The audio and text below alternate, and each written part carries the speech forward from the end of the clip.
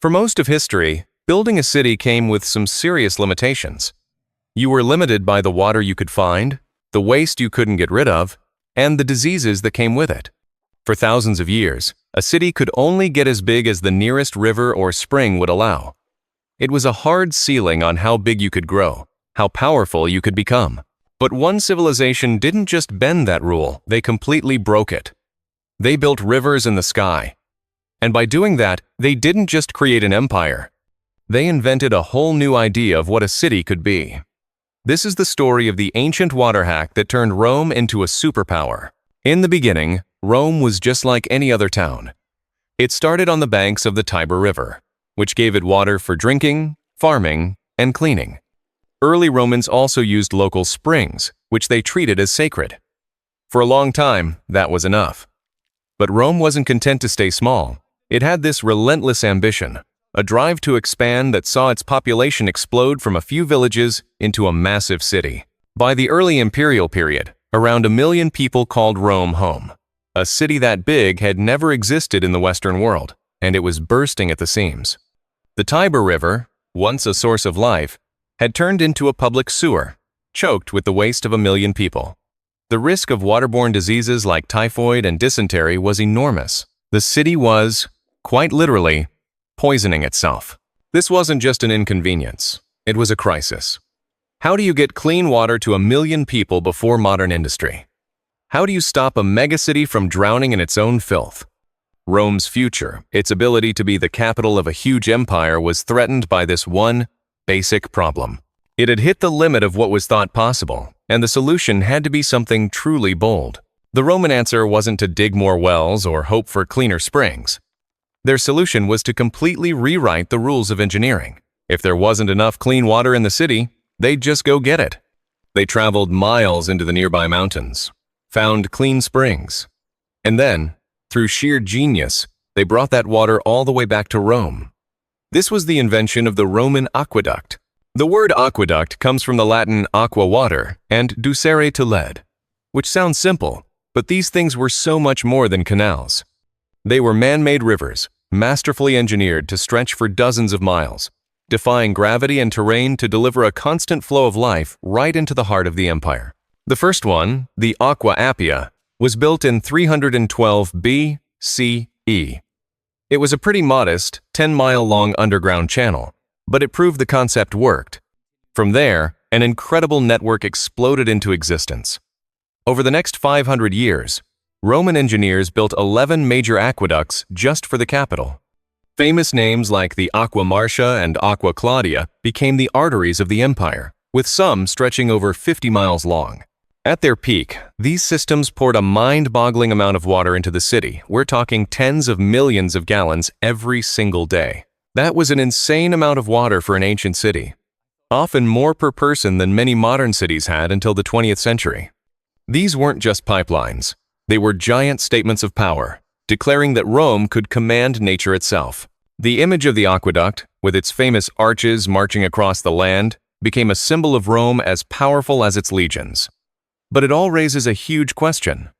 How on earth did they do it? How did they build these rivers in the sky with such incredible precision, without lasers, GPS, or any modern machinery? The secret behind the aqueducts wasn't some lost magical tech. It was the brilliant use of one simple, relentless force: gravity.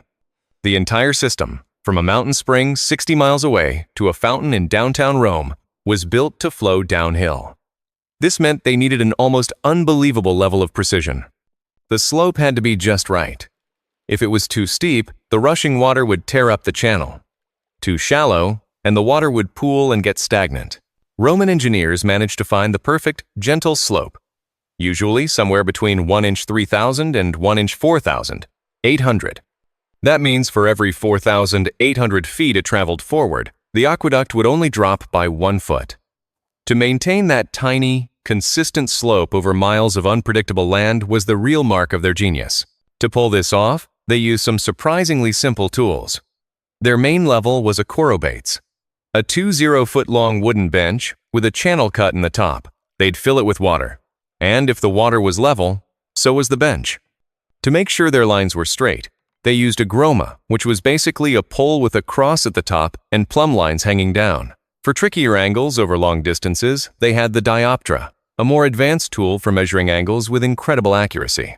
Using these tools, teams of surveyors would painstakingly map out the aqueduct's path, making sure that gentle, downward slope stayed constant no matter what. It was a slow, difficult process that took immense skill. The fact that they could lay out a course so accurately using just water, string, and their own eyes is a testament to how skilled Roman surveyors were. Their work was so good that some of it has lasted for 2,000 years. Plotting the course was one thing. Building it was a whole other challenge. The landscape around Rome isn't exactly a flat prairie. It's full of hills, mountains, and deep valleys, obstacles that would have stopped most ancient engineers. But for the Romans, they were just problems waiting for a clever solution. Whenever they could, they preferred to go underground. Despite the famous images of bridges, about 80 to 90% of Rome's aqueducts were actually subterranean tunnels. They used a cut and cover method where they'd dig a trench, build the channel, and then bury it. This kept the water clean and protected the structure from damage or enemies. When they hit a hill, they didn't always go around it. They'd tunnel straight through. Of course, for crossing valleys, they used their most spectacular solution, the aqueduct bridge. Those famous, multi-tiered arches weren't just for show. They were a practical way to keep the water flowing at that perfect, gentle slope. The Pont du Gard in France is the most stunning example. Standing over 160 feet tall and striding across the Gardon River, a perfect mix of beauty and function that still blows people away today. But for valleys that were too deep or wide even for a bridge, the Romans pulled out their most advanced trick, the inverted siphon. This was a brilliant piece of engineering that feels almost modern. Instead of building a massive bridge, they'd build a holding tank on one side of the valley. From there, sealed lead pipes would run down the slope, across the valley floor, and up the other side to a receiving tank. The trick was making sure the receiving tank was slightly lower than the starting tank. The pressure from the drop in height was enough to force the water back up the other side, like magic. It was a high-pressure, high-stakes system, but it let them cross impossible terrain. Building the aqueducts was a massive job that took years and huge amounts of money.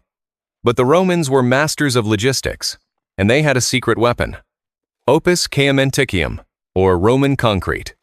This stuff was a game-changer. It was a mix of lime, mortar, water, stone, and the key ingredient, volcanic ash called pozzolana.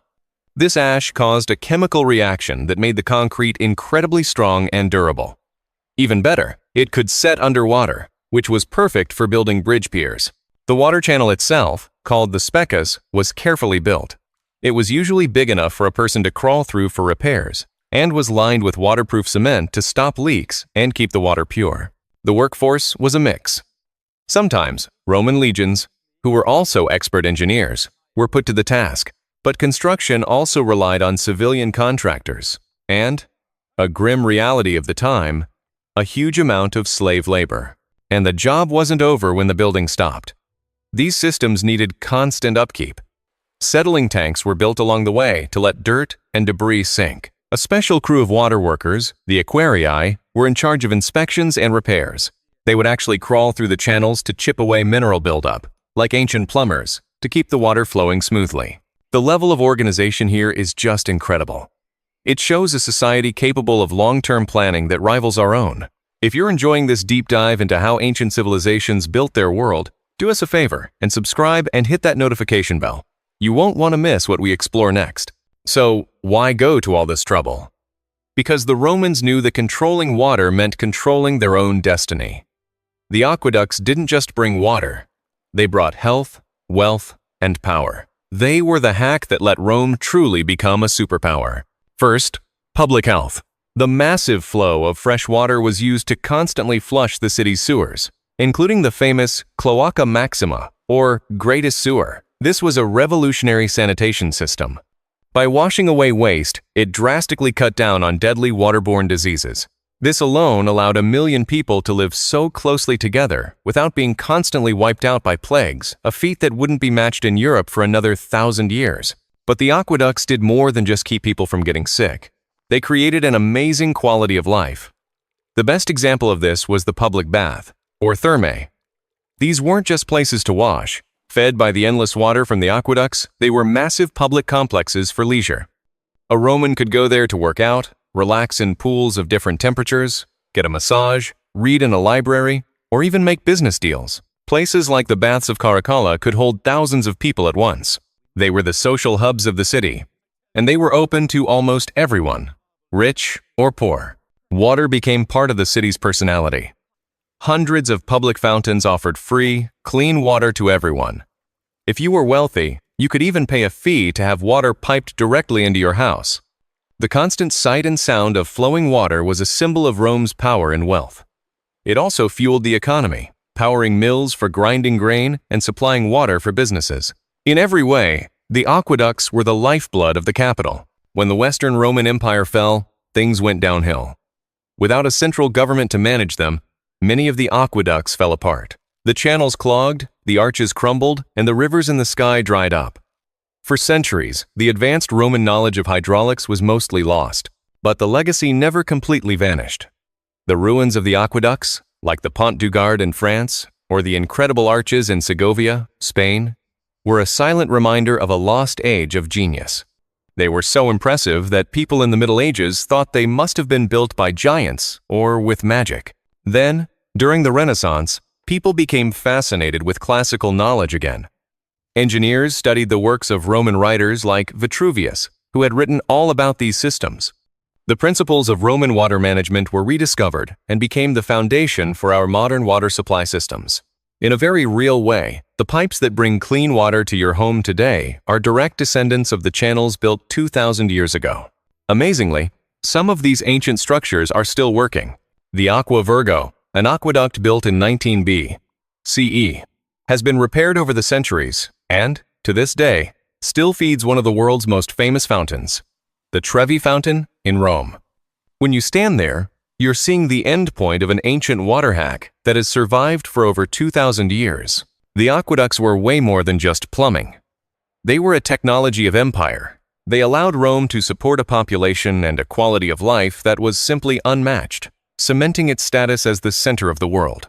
They were a symbol of civilization and the ultimate expression of Rome's confidence and its ability to reshape the world. From a city on the edge of a health crisis to a sprawling metropolis of unbelievable luxury, the story of Rome can't be separated from its story of water. By solving this fundamental problem with such an ambitious engineering solution, the Romans didn't just build aqueducts.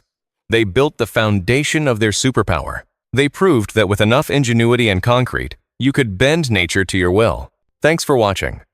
If you liked this journey into Roman engineering, please give the video a thumbs up and let us know in the comments what ancient marvel we should break down next. And don't forget to subscribe for more stories about how the past built our present.